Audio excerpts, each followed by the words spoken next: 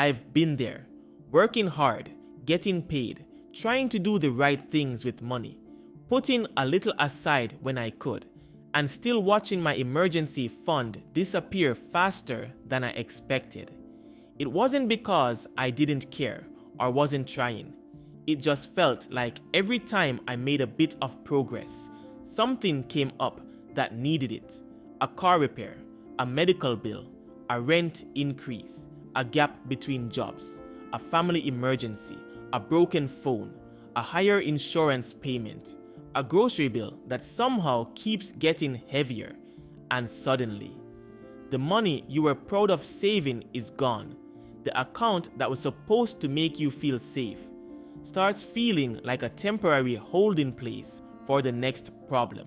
And that is where the frustration gets deep. Because once you understand why your paycheck disappears so fast, the next question becomes even harder to ignore.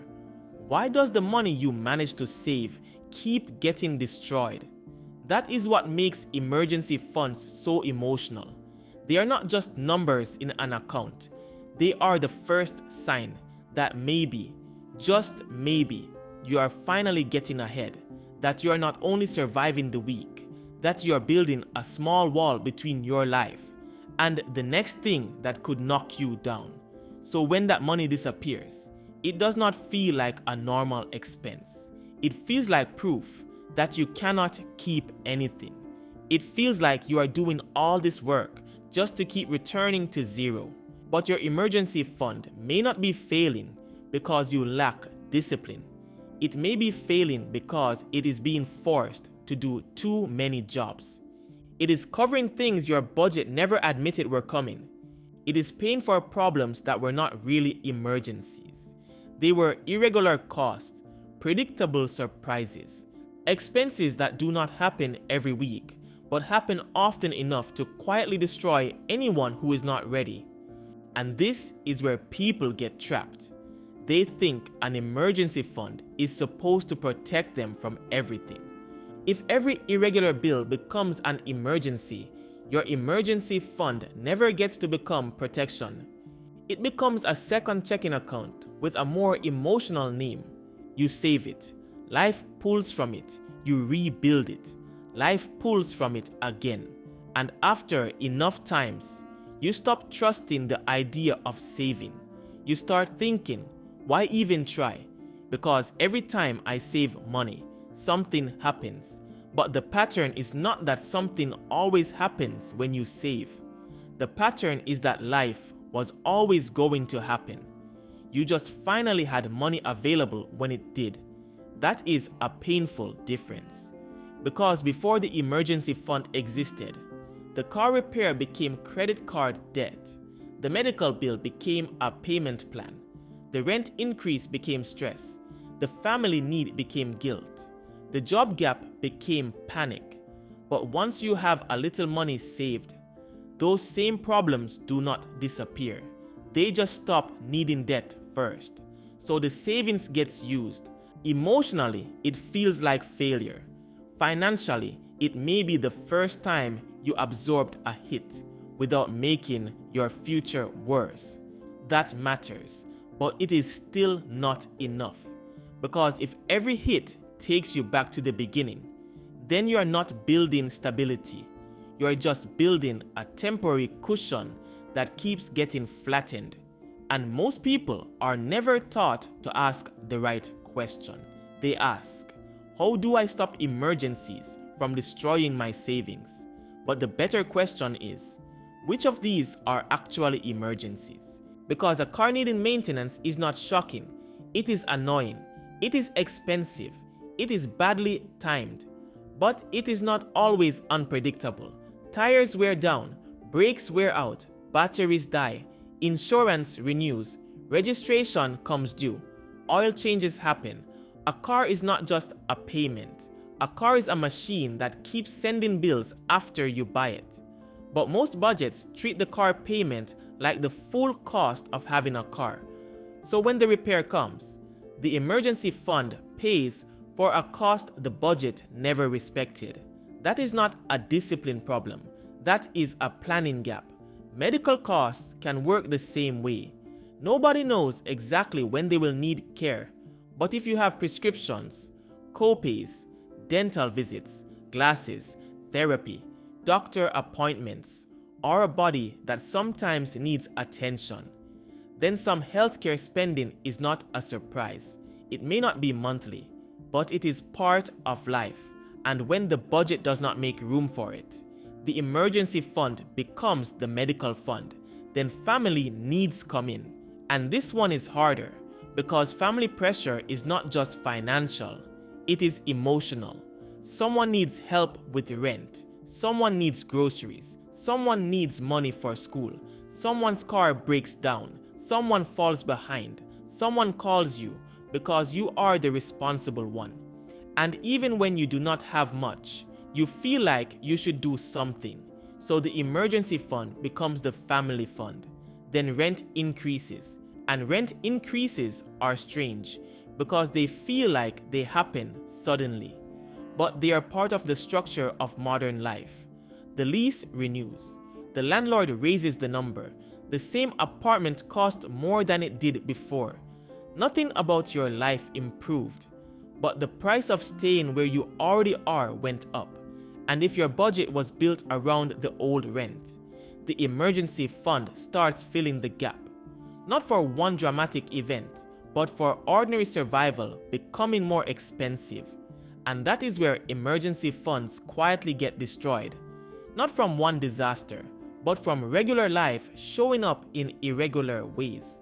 A $400 car repair, a $180 medical bill, a $250 family need, a $90 subscription renewal, a $300 utility spike, a $600 rent deposit, a week with fewer hours at work, a paycheck that lands late, a grocery run that costs more than it used to. Each one looks separate. Each one feels like a one-time thing, but together, they form a pattern. Your emergency fund is not being attacked by emergencies only. It is being drained by all the expenses your normal budget pretended were not part of normal life. That is why it feels so confusing. You are not spending wildly. You are not buying luxury things every week. You are not living some dramatic fantasy life. You are just trying to keep your real life moving, and that is exactly why the cycle feels unfair. Because the money does not disappear into one obvious mistake.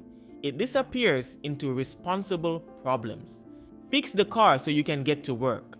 Pay the medical bill so it does not become collections. Help your family so the guilt does not eat you alive. Cover the rent increase so you do not have to move. Use savings for groceries because food is not optional. On paper, it looks like spending. In real life, it feels like survival.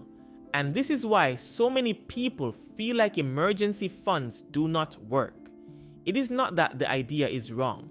It is that most people are trying to build one tiny fund to protect them from every possible version of financial pressure. That is not an emergency fund. That is a financial punching bag. And every time life swings, it takes the hit. Then you look at the balance and blame yourself. But sometimes, the real problem is that the fund was never protected from predictable pressure. Because there is a difference between an emergency and an expense you did not prepare for. A true emergency threatens your stability, a job loss, a medical crisis, an urgent repair that affects your ability to work or live safely, a situation where waiting makes the damage worse. But irregular costs are different. They are not monthly, but they are not imaginary. Car maintenance, annual fees, school costs, holiday spending, clothes that need replacing, dental work, home repairs, insurance renewals, small travel needs, birthdays, professional licenses, equipment, appliance replacement. These are the costs that sit outside the monthly budget, then come back later demanding attention. And because they do not happen every paycheck, people treat them like surprises. But they are not surprises. They are delayed expenses. And delayed expenses are dangerous because they make your budget look better than it really is. Your month looks balanced until the non-monthly cost arrives. Your paycheck looks enough until something outside the routine appears. Your savings looks safe until it becomes the only place these costs can go. And this is the hidden pattern. Most people are not failing to build an emergency fund. They are using their emergency fund to finish a budget that was incomplete from the start. The budget handled rent, groceries, debt minimums, the phone bill, subscriptions, and gas. It handled what happens every month. But life does not only charge you monthly. Life charges you randomly, seasonally, emotionally, urgently, and sometimes all at once. And if your plan only works during a clean month, then your plan is not built for your actual life. It is built for the version of life where nothing happens, and that version almost never shows up. This is why a person can do everything right for 3 months, save $800, feel proud, then lose $700 in one weekend because the car starts making a sound it should not make. And now they feel like they failed. But the real failure was not saving. The failure was thinking the emergency fund could be the car maintenance fund, the medical fund, the family fund, and the job loss fund, all at the same time. That is too much weight for one account. And when one account has too many jobs, it becomes easy to read because every problem can be explained as urgent. Every bill can feel like an emergency when there is no other category for it. Every pressure becomes a reason to pull from the same money. And the fund never gets to mature. It never gets to become solid. It stays fragile, always there, but never safe. That creates a strange emotional pattern. You start saving, but you do not feel secure because somewhere in the back of your mind, you're already waiting for the thing that will take it. So even when the balance grows, your nervous system does not relax. You are not enjoying stability. You're anticipating the next reset. That is the part people do not talk about enough. Financial stress is not only being broke. Sometimes financial stress is having money, but not believing you will be allowed to keep it. And that belief changes how you move. It can make you afraid to save because saving feels temporary. It can make you spend too quickly because part of you thinks something will take it anyway. It can make you feel guilty for using the money, even when using it prevents debt. It can make you feel like you're always starting over, even when you are actually handling life better than before. Because when the emergency fund drops, you do not just lose dollars, you lose momentum, you lose confidence, you lose the feeling that progress is real, and over time, that becomes expensive because every reset delays the next step. If your emergency fund keeps falling back to zero, you cannot comfortably invest. You cannot take calculated career risks. You cannot move without panic. You cannot leave a bad job easily. You cannot handle a slow month. You cannot make choices from calm. You keep making choices from urgency, and urgency is one of the most expensive places to live. Urgency makes you accept bad terms. Urgency makes you use high interest debt. Urgency makes you pay fees. Urgency makes you ignore long-term consequences because the short-term problem is screaming louder. Urgency turns small bills into big problems. A $300 repair becomes a credit card balance. A missed payment becomes a fee. A fee becomes interest. Interest becomes another monthly obligation. Another monthly obligation makes it harder to save. And now the next emergency finds you weaker than the last one did. That is how the cycle tightens. Not all at once, quietly, one reset at a time. And this is why the emergency fund matters so much. Not because it makes life painless. It does not. Money in a savings account does not stop the car from breaking. It does not stop rent from rising. It does not stop people from needing help. It does not stop a company from cutting your hours, but it can stop the damage from spreading. An emergency fund is not meant to prevent emergencies. It is meant to prevent emergencies from becoming financial identity. Because without savings, a problem becomes a debt becomes a payment becomes less breathing room becomes more pressure becomes worse decisions become another reset. But with savings, a problem can stay a problem, still painful, still frustrating, still inconvenient, but contained. Because stability does not mean nothing bad happens.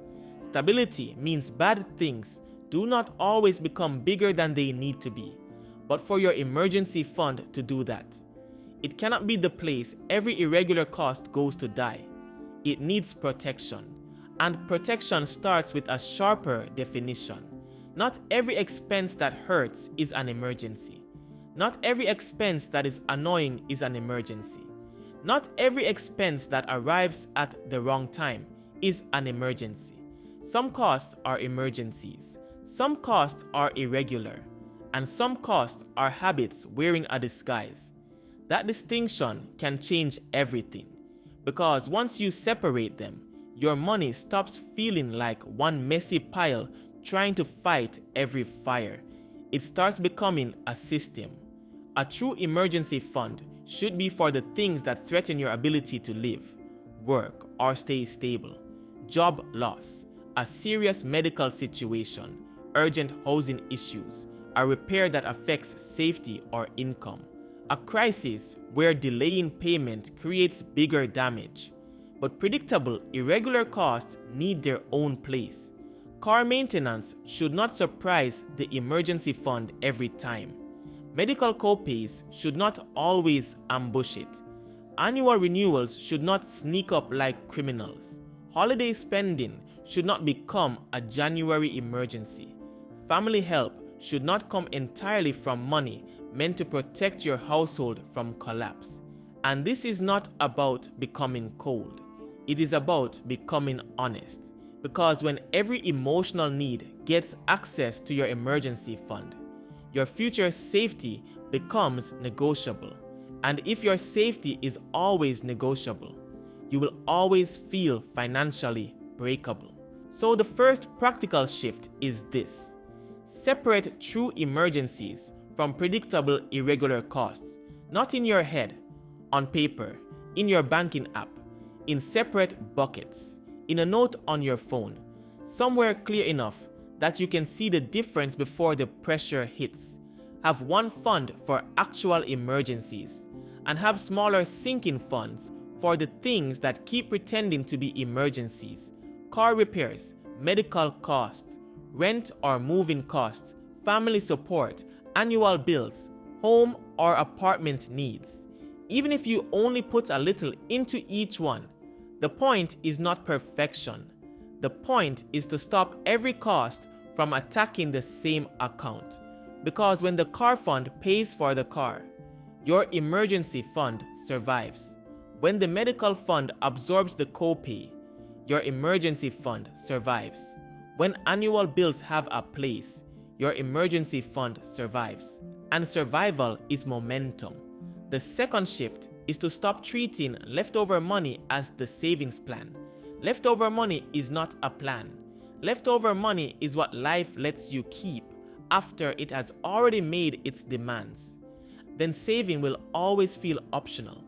And optional money usually gets claimed. Not because you are weak, because unassigned money attracts pressure. So protect part of the paycheck before life touches it. Even if it feels almost too small to matter. $20, $50, $100. You are teaching your money that some of it does not belong to the chaos. Some of it belongs to stability first. The third shift is to build for the month you actually live, not the month you wish you had. A lot of budgets only work during a clean month. No birthdays, no repairs, no doctor visits, no school costs, no family needs, no price jumps, no missed hours, no emotional spending after a hard week, but your real life includes friction. So your plan has to include friction too. Look back over the last 3 to 6 months and ask a simple question. What keeps showing up even though I keep calling it random? That question can be uncomfortable because it exposes the difference between surprise and a pattern you have not named yet. If the same type of expense keeps returning, it deserves a category. If the same person often needs help, it deserves a boundary. If the same bill catches you off guard, it deserves a calendar reminder. If the same emotional spending happens after stress, it deserves attention before the card comes out. This is not about judging yourself. It is about removing the fog. Money problems become less powerful when they stop feeling mysterious. The fourth shift is to give family help a limit before the call comes. This is hard because people are not spreadsheets, and sometimes someone you love truly needs help. But if you do not create a boundary before the emotional moment, the boundary has to be created while guilt is talking. And guilt is not good at protecting your future. So decide what you can give without making yourself unstable. Maybe it is a monthly family support amount. Maybe it is a small emergency help fund.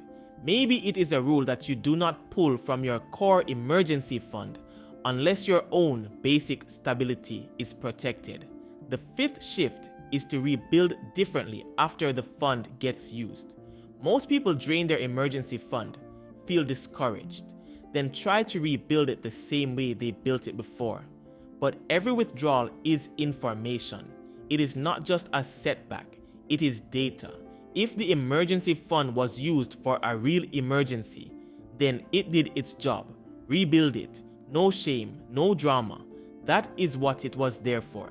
But if it was used for a predictable, irregular cost, do not only refill the emergency fund, create a place for that cost so it does not come back the same way next time.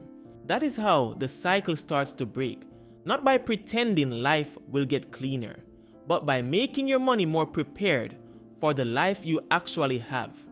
And the deeper reframe is this: your emergency fund is not your progress. It is the thing that protects your progress. That matters because too many people see emergency savings as the finish line. Once I have $1,000, $3,000, or 3 months of expenses, then I will finally feel safe. But the fund itself is not the full safety.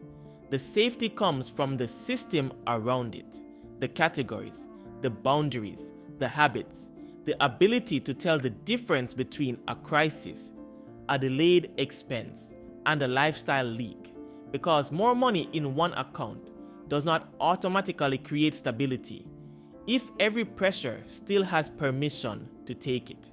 A paycheck is not freedom if it already belongs to everyone else. And an emergency fund is not protection if every predictable bill can destroy it. More income only helps if more of it survives. More savings only helps if the savings has a job that life cannot constantly rewrite. Wealth does not begin when nothing goes wrong. Wealth begins when something goes wrong and you do not have to start over. That is the real goal. Not to become cheap, not to become cold, not to never enjoy your life, not to act like every dollar has to live under punishment. The goal is to become harder to financially break, to stop being one repair away from panic, one bill away from debt, one family call away from losing footing, one rent increase away from wiping out months of effort. The goal is not to look rich. The goal is to stop starting over, and that changes how you see the emergency fund. When it gets used for a real emergency, it did not fail. It protected you. When it gets used for something predictable, it is not a reason to shame yourself. It is a sign that the expense needs its own place. and when it keeps getting drained by regular life, that is not proof that saving is pointless. It is proof that your savings needs a system around it. Because the problem was never just that money was leaving. The problem was that money was leaving without categories, without boundaries, without warning, and without a structure strong enough to protect the future you are trying to build. Once you see that, you stop asking your emergency fund to be everything. You stop forcing one account to carry your whole life. You stop confusing every painful expense with a true emergency. And slowly, your money starts becoming less reactive, less fragile, less easy to take. That does not mean the pressure disappears. It means the pressure has fewer ways to destroy you. Once you understand why your emergency fund keeps getting destroyed, you start to see why saving your first real amount of money feels so difficult. Not just a few dollars, not a little cushion that disappears in one weekend, but the first $10,000, the first amount that actually feels like a wall between you and the life you are trying to escape. Because saving your first $10,000 is not hard only because of math. It is hard because every part of your life tries to pull that money back into survival before it can become stability. That is what the next video breaks down. Why saving your first $10,000 feels almost impossible, and why once you finally understand the pressure around it, you can start building money that does not disappear the moment life gets loud. If this made you look at money differently, subscribe to Fiscal Sense, because the goal is not to look rich. The goal is to stop being financially easy to break.